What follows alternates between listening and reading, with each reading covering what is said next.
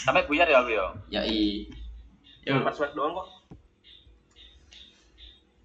Baik, di sini saya akan menjelaskan tentang fitur umum. Fitur umum sendiri memiliki 4.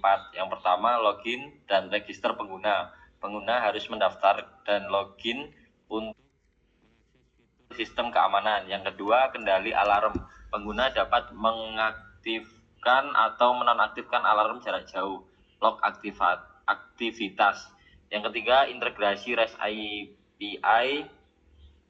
Data sensor akan dikirim ke server dan diteruskan ke web dan Android menggunakan HTTP request atau GET atau POST. Yang keempat, monitoring status sensor. Pengguna dapat melihat status sensor aktif atau tidak aktif, mendeteksi gerakan atau tidak. Yang kelima, log aktivitas. Riwayat aktivitas akan ditampilkan berdasarkan waktu deteksi gerakan. Yang keenam, integrasi REST API setiap aksi pengguna. Misalnya menyalakan alarm akan dikirim dari front end ke back end melalui API dan disimpan ke database.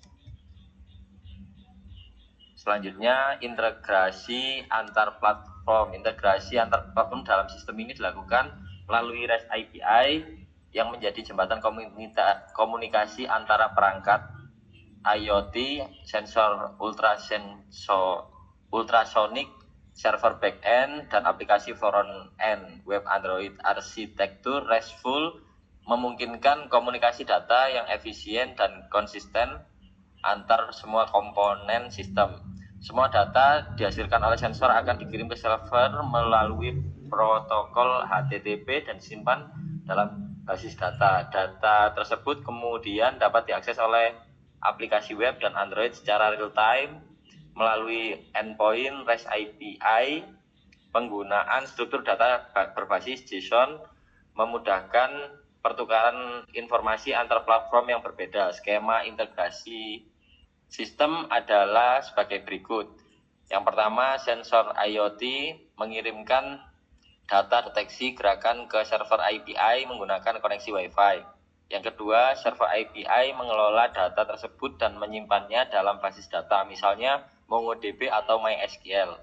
Yang ketiga, aplikasi web dan aplikasi Android secara berkala melakukan permintaan HTTP, GET atau POST untuk menampilkan data terbaru kepada pengguna. Yang keempat, ketika pengguna mengaktifkan atau menonaktifkan alarm dari suatu platform, permintaan tersebut akan dikirim ke server. Kemudian server menginstruksikan perangkat IoT untuk melakukan tindakan yang sesuai.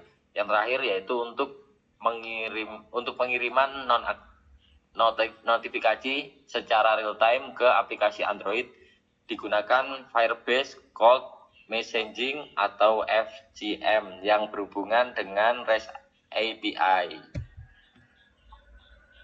Selanjutnya, desain sistem mencakup rancangan arsitektur teknis serta alur kerja dari setiap komponen utama. Tujuannya adalah untuk memastikan bahwa semua elemen dalam sistem dapat bekerja secara sinergis, efisien, dan mudah dipelihara. Arsitektur sistem ini dirancang dalam 3 lapisan utama, saling terintegrasi. Lapisan pertama adalah perangkat IoT yang terdiri dari sensor ultrasonik sebagai komponen utama untuk mendeteksi gerakan di sekitar area rumah. Sensor ini terhubung dengan microcontroller seperti ESP8266 atau ESP32 yang berfungsi sebagai otak sistem untuk memproses data dari sensor dan mengirimkannya ke server melalui koneksi internet. Arsitektur ini memungkinkan deteksi gerakan secara real time dan interaksi langsung dengan platform web dan Android melalui REST API. Yang kedua, lapisan server dan API.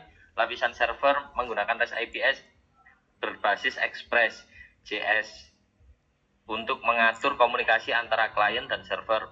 Data disimpan dalam MySQL dan dikelola melalui query atau ORM. Logika bisnis seperti validasi, pengelola data, serta autentikasi dijalankan di server sebelum merespon permintaan klien. Yang ketiga, lapisan front end, lapisan server menggunakan REST API berbasis Express.js untuk mengatur komunikasi antara klien dan server. Data disimpan dalam MySQL dan dikelola melalui query atau ORM. Logika bisnis seperti validasi, pengelolaan data, serta autentikasi dijalankan di server sebelum merespon permintaan klien.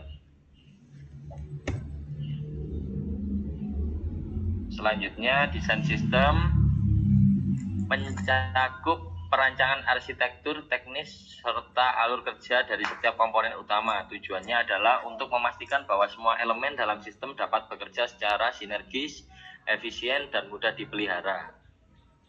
Lalu saya akan menjelaskan alur kerja sistem. Yang pertama, sensor mendeteksi gerakan dan mengirim data ke server melalui REST API. Yang kedua, server memproses dan menyimpan data ke database. Yang ketiga, aplikasi web dan Android menarik data dari server untuk ditampilkan ke pengguna.